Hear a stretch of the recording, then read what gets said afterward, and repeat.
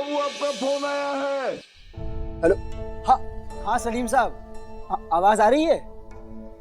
हाँ माफ करना, बिना कुछ कहे बताए आ गया। हाँ हाँ, फोन करने का समय ही नहीं मिला।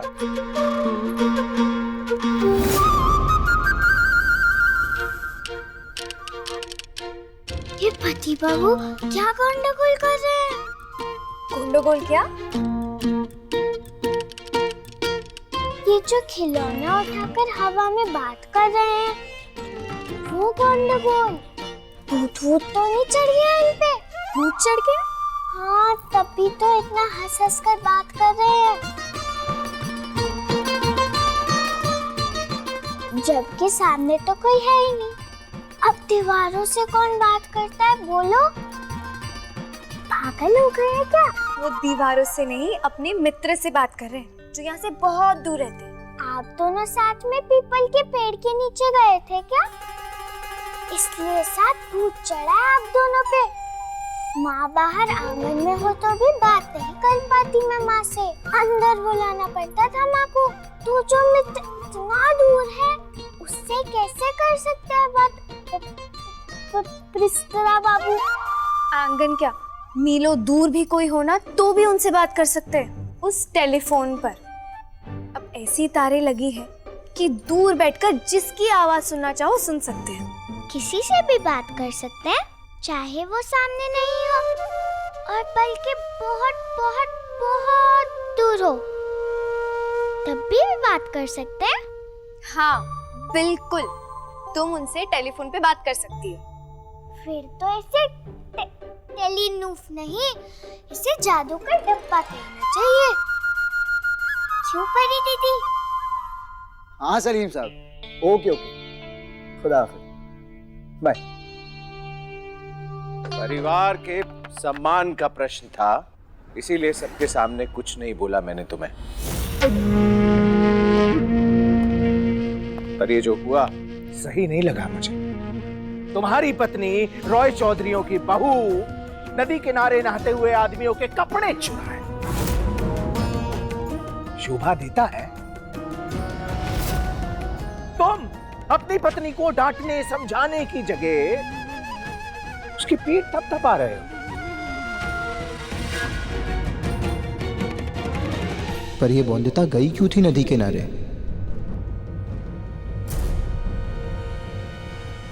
बताओ बोंदिता, तुम नदी पर क्या करने गई थी? क्या कारण था कि तुम्हें सुबह सुबह जाना पड़ा नदी पर? नहाने के लिए। और कोई जगह है क्या नदी के सिवाय? मेरी संपूर्णा दीदी और बाकी सब औरतें वहीं तो जाती है नहाने। नहाने के लिए नदी पर जाती हो? क्यों, बाथरूम नहीं है क्या घर पे? ये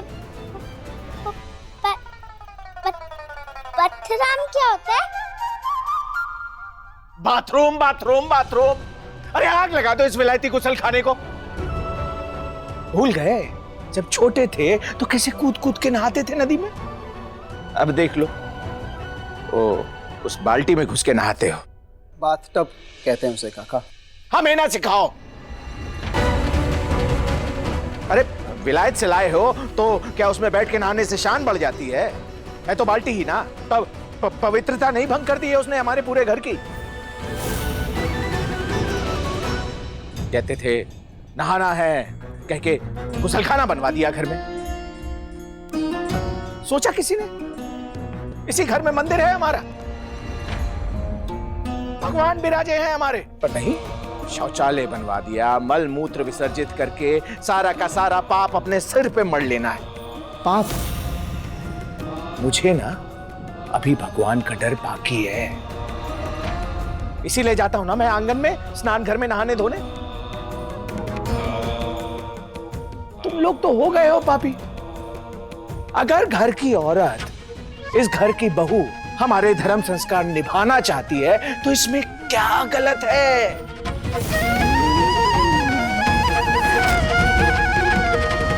बहू ठीक है, हम बहुत खुश हैं, तुम जाओ, तुम बाहर नहाने धोने जाती हो, हम बहुत खुश हैं। अगर खबरदार फिर से कपड़े चुराए तो ऐसे दोहरे मापदंड क्यों काका? जब घर के आदमी बाथरूम का इस्तेमाल कर सकते हैं तो घर की औरतें क्यों नहीं? अरे घर के मर्द तो ये पतलून और धोती और ये कमीज भी पहनते हैं, तो क्या अपनी बहू को भी ये सब कपड़े पहनाओगे? नहीं ना। घर के मर्द तो मोटर गाड़ी भी चलाते हैं, तो अपनी बहू से भी चलवाओगे? अरे घर के मर्दों की देखा देखी अगर औरतें भी गुसल खाने में जाने लगे तो ये सही रहेगा? नहीं ना। मायके में गुसल खाना था इसके? बहू जाती थी ना बाहर? ये काका, मुझे तो ये समझ नहीं आता कि आखिर आप चाहते क्या हैं औरतों से। एक तरफ हम अपनी घर की औरतों को पर्दों के पीछे छिपाए रखते हैं, बड़ी बड़ी दीवारें बना दी हैं, पर वहीं दूसरी तरफ नहाने धोने के लिए उन्हें खुले में भेजते हैं। इस बात पे कोई तर्क है क्या आपके पास? बहू का पल्लू सर से जरा सा नीचे सरक जाए तो साथ में संस्कार सरक जाते हैं परिवार के। फिर उसे लाज शर्म के पाठ पढ़ाए जाते हैं, पर वहीं नहाने धोने के लिए बहू खुले में जाए, आते जाते आदमियों के कारण उसे शर्मसार होना पड़े, शर्मसार होने के कारण उसे छिपना पड़े, वहां शर्म नहीं आती हमें।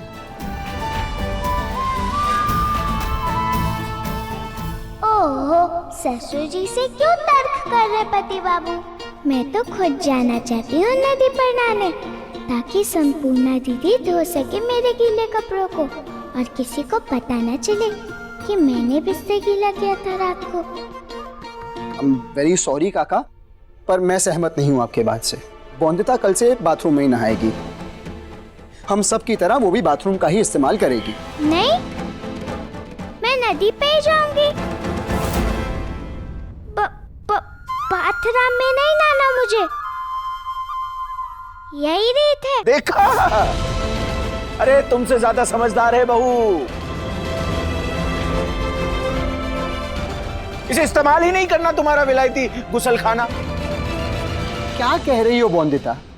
घर के बाथरूम का इस्तेमाल करना सुरक्षित भी है और साफ सफाई के लिए अच्छा भी। ये नहीं कि अचानक से कोई आ जाए उसका डर लगा रहे।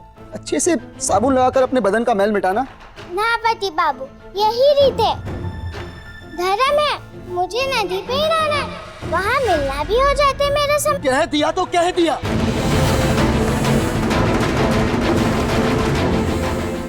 कल से बाथरूम में ही जाओगी तुम नहाने, नदी पर नहीं।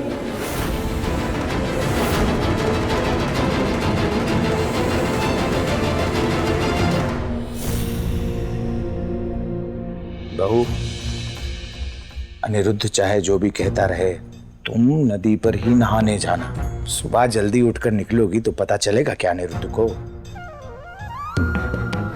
मेरी नजर होगी तुम पर बोंदिता।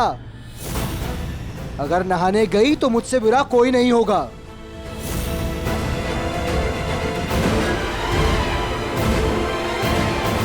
फुसफुस वाली बात से तो बच गई राक्षस बाबू से, पर ये कपड़ों वाले मसले से तो और ही सब गंडगोल हो गया।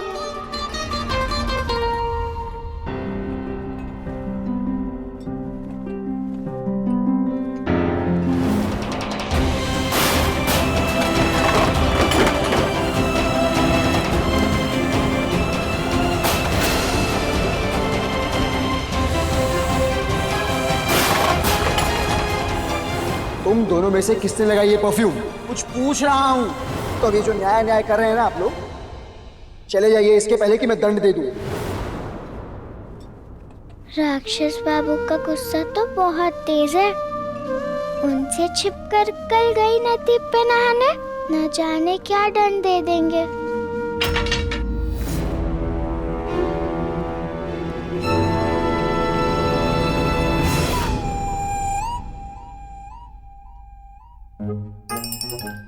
डर गई। जानती हो ये किसकी छड़ी है? किसकी? दादा की। पिरिस्ता मामू के भी दादा है क्या? मुझे क्यों नहीं मिलवाया उनसे? अरे अनिरुद्ध दादा, और मालूम है जब कोई दादा की बात नहीं सुनता है ना, तो यही छड़ी से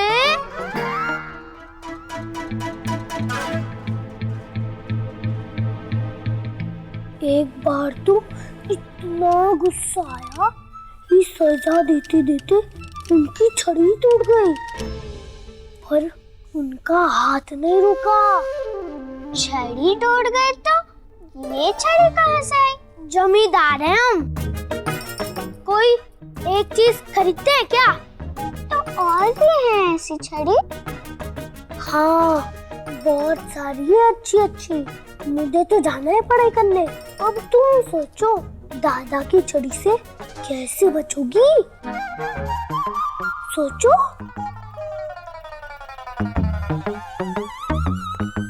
अब क्या करूँ माँ? काश तो यहाँ होती तो प्यार से समझा पाती, मुझे बता पाती मुझे कि क्या करना है तेरी बंदिता को। पर कैसे मिलूं तुझसे, कैसे बात करूं तुझसे? हाँ, है ना एक तरीका। आंगन क्या, मीलों दूर भी कोई हो ना तो भी उनसे बात कर सकते हैं उस टेलीफोन पर। जादू वाला डिब्बा।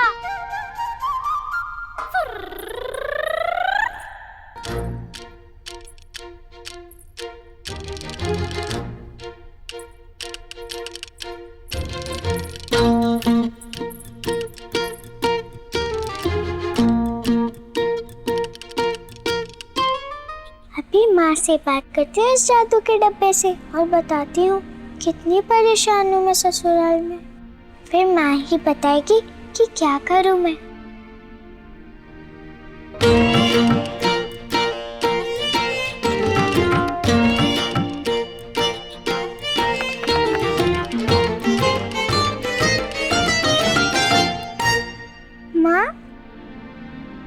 माँ तो सुन सकती है मुझे।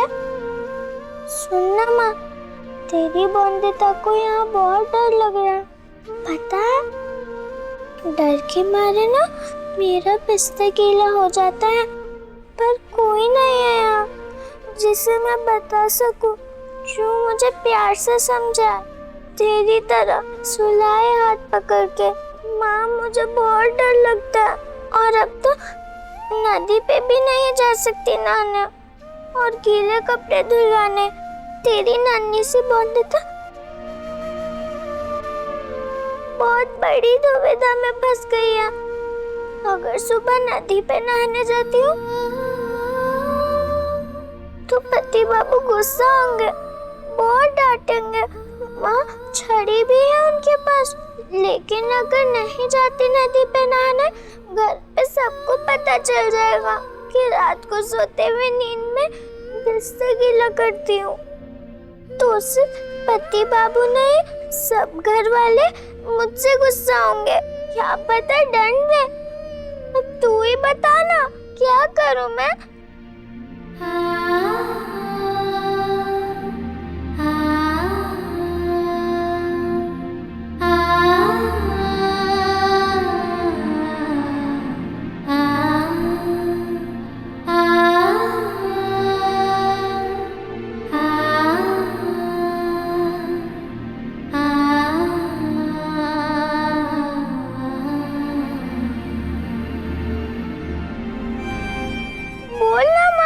सुन रही है ना कि तेरी बंदिता क्या कह रही है?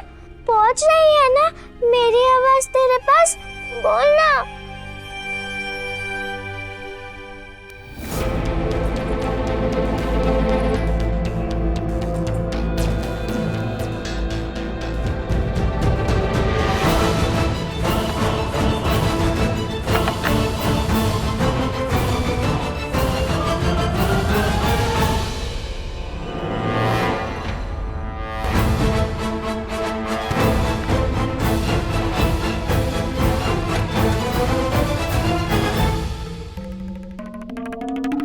तुम 8 साल की हो, फिर भी रात में बिस्तर गीला करती हो?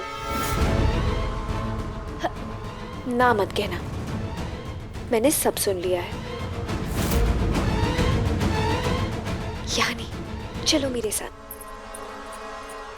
घर की जिम्मेदारी के साथ साथ अपना पति का ध्यान तो रखती हो ना बहू। शादी के बाद ये जो नए रिश्ते होते हैं ना, ये एक छोटे से पौधे जैसे होती है। जितना ध्यान रखोगी उतना पनपेगा। धूप और पानी बराबर जरूरी है। खूब सुंदर लागছে। आज मेरा बेटा तुम्हें देखेगा ना देखता ही रह जाएगा। जा। विराज! नहीं बहू के साथ ऐसे कौन करता है मेरा? नई बहू नहीं चाहिए थी, अच्छी बहू चाहिए थी।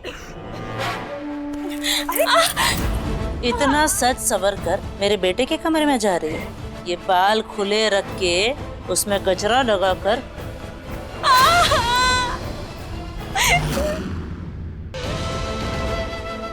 सौरभ को अपने पल्लू से बांध कर रखना चाहती है या अपने इशारों पर नचाना चाहती है तू उसे? बोल बोलो।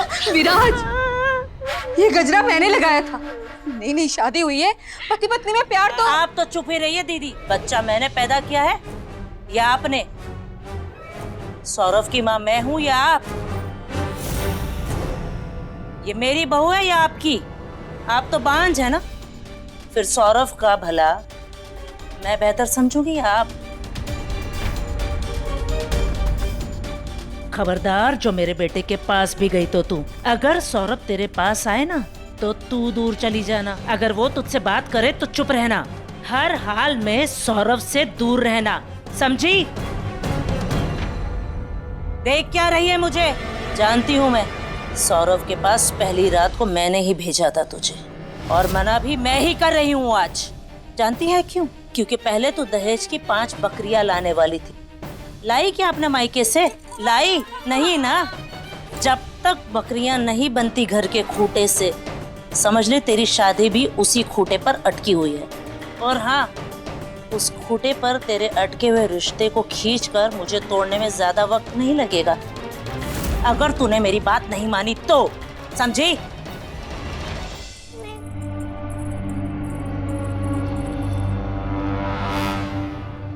बहुत गहरी नींद में होती हूँ ना, इसलिए पता नहीं चलता कि कब बिस्तर गीला हो जाता है। सच्ची, सुबह उठती हूँ तभी पता चलता है मुझे।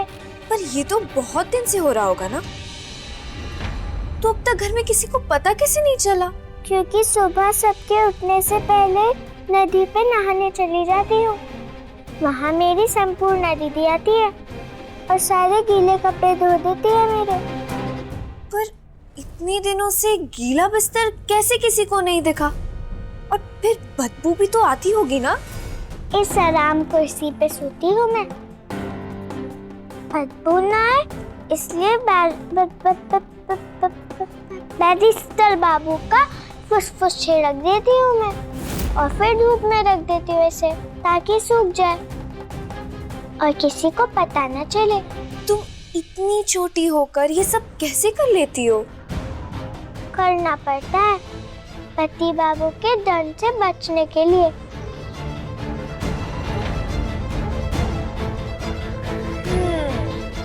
इसलिए तुम नदी पार नहाने की जिद कर रही थी।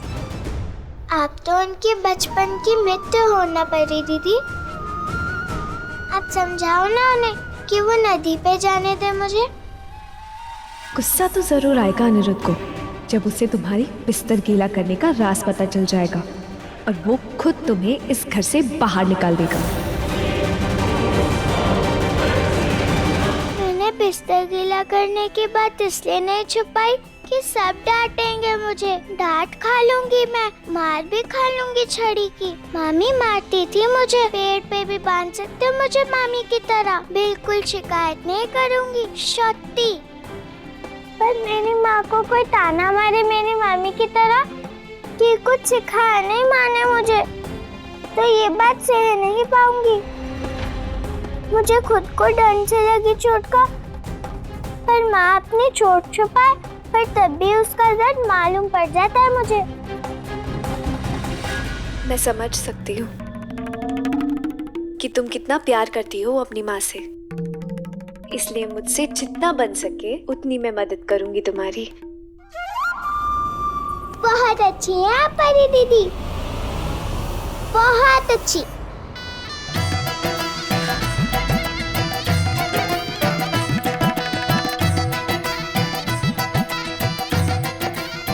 परी दीदी कितनी बुरी दीदी है ये तुम्हें कभी पता नहीं चलेगा। बहुत जल्द तुम जाओगी अपनी माँ के पास और मैं बनूंगी अनिरुद्ध की पत्नी। मिसेस सौदामिनी अनिरुद्ध रॉय चौधरी।